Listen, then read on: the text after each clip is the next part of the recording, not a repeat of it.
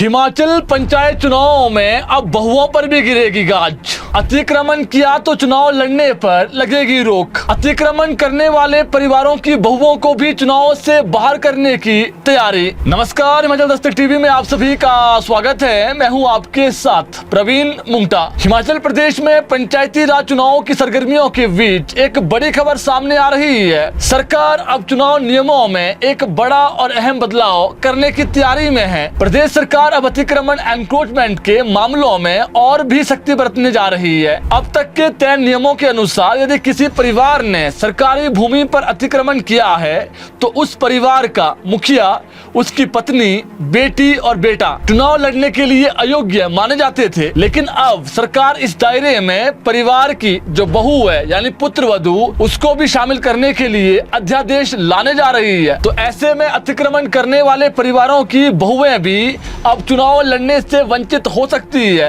अभी वर्तमान में बहुएं चुनाव जो है वो लड़ सकती थी, लेकिन अब सरकार ने इस संशोधन की फाइल तैयार कर राज्यपाल को भेजने का मन बना लिया है। अब देखना होगा कि क्या नामांकन से पहले इस फाइल को राज्यपाल की मंजूरी मिलती है या फिर नहीं। हालांकि इस फैसले को लेकर एक बड़ा कानूनी सवाल भी खड़ा हो गया है, क्योंकि पंचायती राज चुनाव की अधिसूचना पहले ही जारी हो चुकी है और चुनाव प्रक्रिया शुरू है। तो क्या ऐसे में बीच चुनाव में नियमों को बदला जा सकता है? यह एक बड़ा सवाल है। कानूनी एक्सपर्ट्स की माने तो इस स्तर पर बदलाव करना चुनौतीपूर्ण भी हो सकता है, लेकिन नामांकन से पहले कुछ नियमों में जो बदलाव है वो होते आ रहे हैं। फिलहाल अध्यादेश की जो फाइल है उसको राजभवन भेजा जाना है, उसके बाद उसमें हस्ताक्षर होने हैं और फिर जो है वो संशोधन माना जाएगा और उसके बाद ही अतिक्रमण करने वाले व्यक्ति के घर में बहुएं भी चुनाव नहीं लड़ पाएगी। एक आम जानकारी जो आपको हमने पहले बताई थी कि जिनके वन अधिकार के दावे लंबित है,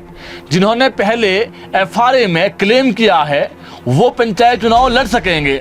लेकिन जिनकी एनक्रोचमेंट है और एफआरए क्लेम नहीं किया है, उस परिवार का मुखिया, उनकी पत्नी, बेटा और बेटी चुनाव लड़ने के लिए अभी तक अयोग्य माने जाते थे। लेकिन अब अगर राज्यपाल के पास जो संशोधन के लिए अध्यादेश भेजा जा रहा है, अगर उसे मंजूरी मिल जाती है तो फिर बहुएं भी चुनाव नहीं लड़ पाएगी। सरकार इसके माध्यम से जो एनक्रोचमेंट वाले हैं उन पर और सख्ती करना चाह रही है।